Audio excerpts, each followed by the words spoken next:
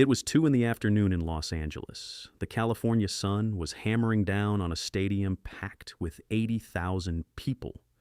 This was supposed to be the moment the World Cup finally woke up in the first knockout match, the round of 32, the beginning of the phase where every single game matters and the margin for error drops to 0. People flew in from 2 continents for this. They painted their faces, they bought jerseys that cost more than a week's groceries, and then, for 91 minutes, they sat there watching the footballing equivalent of a waiting room. Welcome to Canada versus South Africa, a match that was simultaneously historic, genuinely moving, and profoundly, almost impressively boring. And buried inside that contradiction is a real problem, not for the teams on the pitch, but for FIFA itself, the organization that built this whole structure and has been collecting money hand over fist while doing it. Let's start where we have to, because credit belongs where it's due. For Canada, simply walking onto that field for a knockout match was the culmination of decades of hurt and irrelevance. Before this tournament, Canada had played exactly 6 World Cup matches across their entire existence, going back to 1986, and they had lost every single one. Not a single win, not even a single goal. They were a trivia question at best, a punchline at worst. So when this Canadian team earned a spot in the round of 32 on home soil in front of their own fans, in a country where the sport has been desperate for a defining moment, it was bigger than football. It was national identity. For South Africa, the story was equally powerful. The Bafana Bafana had never, in all of their World Cup history, made it beyond the group stage, not once. They had been the host nation back in 2010 when the whole world came to their doorstep, and even then, they went home before the knockout rounds. So for them to be standing there under the Los Angeles sun in the round of 32, well, that was history too. That was everything. None of that is small. None of that deserves to be dismissed. But here's the uncomfortable truth that nobody in FIFA's communications department wants to say out loud. When you put 2 teams against each other in an elimination match, and both of those teams came in primarily just happy to still be alive, the football you get is almost always cautious, defensive, scared, and frankly very hard to watch. That is not an insult to either Canada or South Africa. It is a structural reality. When survival becomes the entire objective, when the tactical philosophy shifts from how do we win to how do we not lose, you get 90 minutes of deep blocks, long balls into nowhere, half-hearted pressing, and an atmosphere that slowly deflates, like a tire with a slow leak. And that is exactly, precisely, almost scientifically what unfolded at the Los Angeles Stadium on June 28th, 2026. South Africa came out with a game plan so transparent you could read it from the upper deck. Survive, absorb, pray. They dropped into a low 5-man defensive block from the opening whistle and essentially dared Canada to break them down. Their backline defended with genuine courage and no small amount of quality. Goalkeeper Ronwen Williams was outstanding, save after save, calm under pressure, commanding in his area. Mbokazi threw his body in front of a certain goal when Jonathan David somehow found himself in front of an open net, and the clearance off the line kept South Africa alive. These were heroic individual performances by players doing everything their manager asked. Canada, for their part, pressed and pressed and pressed, but never really found a way through. The creativity was missing. The final ball was poor. There was a massive penalty shout when Richie Learia went down in the box. Replays suggested the referee and VAR may have missed a stonewall call, and refereeing analysts were genuinely split on whether it should have been given. But the whistle never came, and the game ground on. The 90 minutes dragged. Reports from journalists at the stadium were not kind. Words like sloppy, sleepy, and scrappy showed up in virtually every match report published afterward. The Guardian ran a piece essentially dedicated to apologizing to readers for how little happened. This was not hyperbole, it was just what the match was. The one moment that gave the stadium a pulse was when Canada finally brought Alphonso Davies off the bench in the 75th minute. Davies, the Bayern Munich superstar, who is by some distance the most recognizable name on Canada's roster, had missed the entire group stage with a hamstring injury. His arrival on the pitch was electric in the way that only truly special players can be. You could feel the crowd shift just from his presence. He immediately lifted the tempo, created a couple of half chances, and generally made the last quarter of the match watchable in a way the first 3 quarters had not been.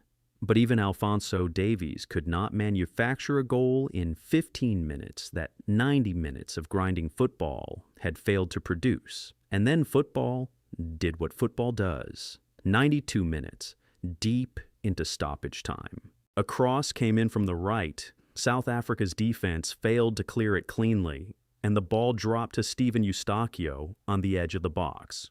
Eustáquio, the Canadian captain, did not hesitate. He chested the ball down, set himself, and absolutely drilled a right-footed volley that flew inside the far post before Ronwen Williams could even move. 1-0.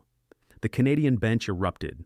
Players sprinted the length of the pitch. Coach Jesse Marsch fell to his knees. And in those same moments, South African players collapsed on the grass, some of them in tears, because after 92 minutes of fighting with everything they had, it was gone in a single half second. Canada had won their first ever knockout match in the history of the Men's World Cup.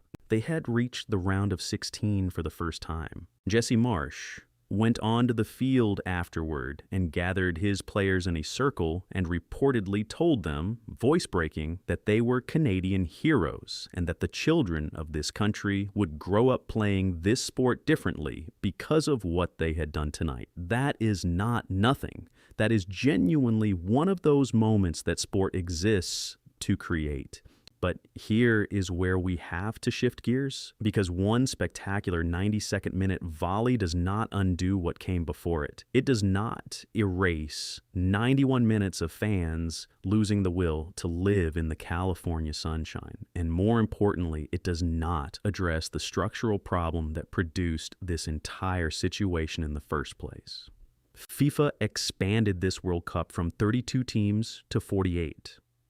That was the decision made by FIFA President Gianni Infantino and ratified by the FIFA Council back in 2017. The public justification was the democratization of football, giving more nations a chance to participate, expanding the game's global reach, making the World Cup more inclusive. Those are noble words. They are also largely window dressing. The real driving force was money. More teams means more games. The 2026 World Cup features 104 matches, compared to 64 in every previous edition. That is 40 additional games, 40 additional sets of stadium revenue, broadcast slots, sponsorship activations, and hospitality packages. FIFA projected total 4-year revenues of $13 billion for the 2023 to 2026 cycle, a 56% increase over Qatar 2022, a 67% jump over Russia 2018, and essentially double what Brazil 2014 generated. Ticket revenue alone was expected to exceed $3 billion, more than 3 times the Qatar figure. Broadcasting rights were projected to rise by 34%, approaching $4 billion. Partnership revenues were up 21%. These are not football numbers. These are corporate earnings report numbers. And the man at the center of all of it is Infantino himself, a figure who has become one of the most controversial in global sport. Born in 1970 in Switzerland to Italian immigrant parents, Infantino trained as a lawyer and quietly climbed the ladder at UEFA, eventually becoming the trusted right-hand man to Michel Platini.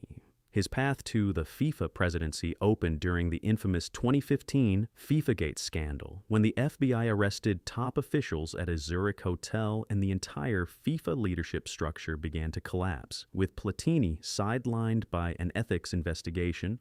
Ultimately cleared on appeal a decade later, Infantino moved to fill the vacuum. He won the FIFA presidency in 2016.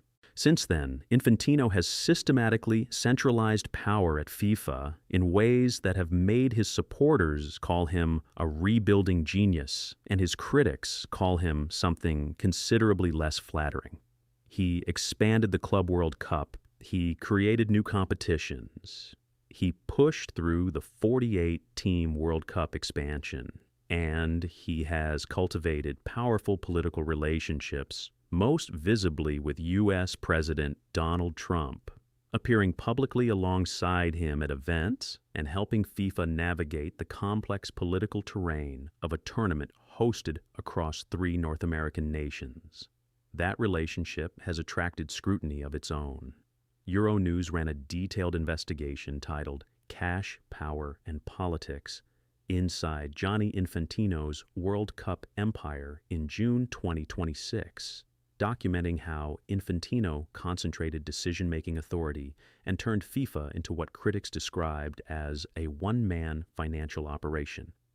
Just days before the tournament kicked off, Infantino was hit with a criminal complaint from none other than Michel Platini, the man he once worked under. Platini's legal team filed proceedings in Paris, alleging that Infantino, along with former FIFA officials Marco Villager and Domenico Scala, had orchestrated a deliberate effort to block Platini from contesting the FIFA presidency in 2016. Platini is also suing FIFA for financial damages. The Los Angeles Times ran a piece titled World Cup Cash Grab: How Politics and Greed Fuel FIFA's Monopoly in the Days Leading Up to the Tournament. The New Republic had already labeled the 2026 edition the most potentially corrupt World Cup in the sport's history. None of these allegations have resulted in convictions. Infantino has denied wrongdoing. FIFA has not publicly responded to every specific charge. But the point is not whether any individual allegation lands in a courtroom. The point is the pattern. The point is what this organization has demonstrated consistently over decades. FIFA is not primarily a football organization. It is a business operation that uses football as its revenue product. And when you understand that, the 48-team World Cup stops looking like a gift to the global game and starts looking like what it actually is: an expansion of inventory. The hydration break scandal that emerged during the tournament illustrated this dynamic with brutal efficiency. FIFA introduced mandatory hydration breaks, ostensibly for player welfare given the North American summer heat. Sensible, right? Except those breaks were promptly sold to sponsors as television advertising slots. Player welfare became a product. The concern for athlete health was transformed into a broadcast revenue opportunity. Euronews documented this in their investigation, and it caused genuine anger among players, coaches, and supporters alike. Didier Deschamps, the French national team coach, had already warned before the tournament that the expanded schedule created a real risk of player burnout. The bells have been ringing for a long time, he said. The risk of burnout cannot be dismissed. He was not alone in that concern, and yet the tournament kept expanding. 104 matches, 72 days of competition, 16 venues across 3 countries. The logistics alone were staggering, with teams sometimes traveling thousands of miles between group stage games. In a format that critics said undermined the very athletic product FIFA was selling to those broadcasters. Now zoom back into Canada versus South Africa and look at it through this lens. The group stage of this World Cup was, to be fair, genuinely exciting. There were real shocks, real drama, Lionel Messi still orchestrating moments of brilliance, Kylian Mbappé doing what only Mbappé can do, giants getting bloodied by nations nobody expected. Germany crushed Curaçao. Upsets happened.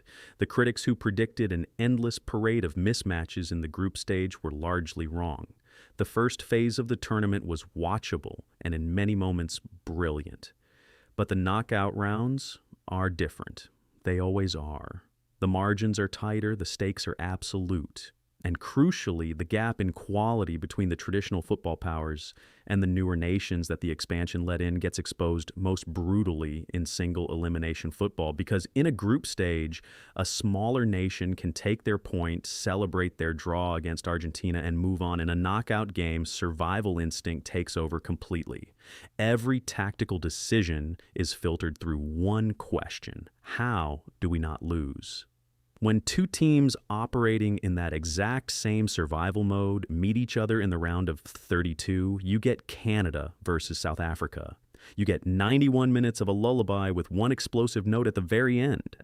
The Los Angeles crowd, which had come out in the tens of thousands for this supposedly marquee opening knockout fixture, was visibly struggling to stay engaged before the 90-minute mark. That is FIFA's problem, and it is entirely of their own construction. The underdog story is real, and it is valuable. Cape Verde advancing, the Democratic Republic of Congo making the knockout rounds. The magic of smaller nations reaching stages nobody thought they could. These stories are what the sport has always been about at its core. They are not the issue. The issue is when the knockout bracket becomes sufficiently packed with teams that are primarily grateful to be there, that the match quality in the opening rounds begins to actively undermine the viewing experience. Because the World Cup does not just need to be a good competition, it needs to be a great television product. FIFA has sold it as such to broadcasters, paying nearly $4 billion for the rights. It is supposed to print drama. A 91-minute goalless grind in the opening knockout match is not drama. It is a stress test for sponsor patience. Canada will face either the Netherlands or Morocco in Houston in the round of 16. That is a completely different kind of football challenge, a game against sides whose ambition goes well beyond mere survival. Whether Canada's fairy tale continues or ends, there will depend on whether their group stage quality translates into knockout round execution at the highest level. Jesse Marsch has built something real with this team, and Alphonso Davies, fully fit, is a different proposition from the squad that crawled through 92 minutes against South Africa. The narrative is compelling. The potential is genuine. South Africa go home. They go home having exceeded every reasonable expectation, having defended with courage and organization and genuine heart, having given their people a World Cup story that will be told for a long time. Their goalkeeper, Ronwen Williams, was one of the best performers of the tournament's opening knockout day. They were perhaps a fortunate refereeing decision away from forcing penalties. In a different bracket, in a different draw, they might have won that match. They have nothing to apologize for. The apology, if we are being honest about it, belongs to the structure that put them in this position. FIFA wanted more games. They got more games. They wanted more money. They are on track to collect $13 billion. They wanted more inclusion. They got 48 teams, 104 matches, and a knockout round that opened with the closest thing to televised sleep aid that professional football has ever produced. The math is simple and damning. More games does not mean more good games. It means more games. Some of them will be spectacular. Some of them will be historic. And some of them will be Canada versus South Africa for 91 of their 92 minutes. Technically a football match. Technically part of the greatest tournament in sports. And practically a test of how long 80,000 people can stare politely at very expensive grass. Here is where the politics and the football become the same story, which they always were. Gianni Infantino did not expand this World Cup because he loves underdog stories. He expanded it because the math told him to. More member associations means more votes at FIFA Congress. More votes means more power. More power means more unilateral decisions. More decisions means more revenue streams. And the cycle reinforces itself until the product itself, the actual football, the reason any of this exists, becomes secondary to the machine surrounding it. Critics have used the phrase legal bribery to describe how FIFA distributes funds to national associations. Member federations that receive FIFA's development money tend to vote the way FIFA suggests. The 48-team expansion gave more nations a path to the World Cup. which gave those nations more reasons to support FIFA's leadership, which gave Infantino more political security, which allowed him to push through more changes that generate more revenue. This is not conspiracy theory. This is how the institution has operated for decades. The names at the top changed after 2015. The mechanics mostly did not. What changed under Infantino is scale. The numbers are bigger, the ambitions are larger. The World Cup is in 3 countries simultaneously for the first time in history. The spectacle is undeniable. And the structural tensions built into that spectacle showed up early and plainly in the 91 minutes of patient, grinding defensive football that preceded Steven Eustáquio's moment of pure magic. That goal matters. It was beautiful. It was historic. It gave Canada a moment they will be talking about long after this tournament ends. But FIFA just got its first invoice from the quality problem they built into this tournament. The question now is whether the rest of the knockout round pays more of the same bill, or whether the matches ahead, Netherlands, Morocco, Brazil, the heavyweights, rescue the viewing product that a 48-team bracket put in jeopardy. The underdog magic is real. The bill that comes with it is just as real. And the organization collecting the $13 billion at the top of this pyramid built both of them deliberately and called it progress.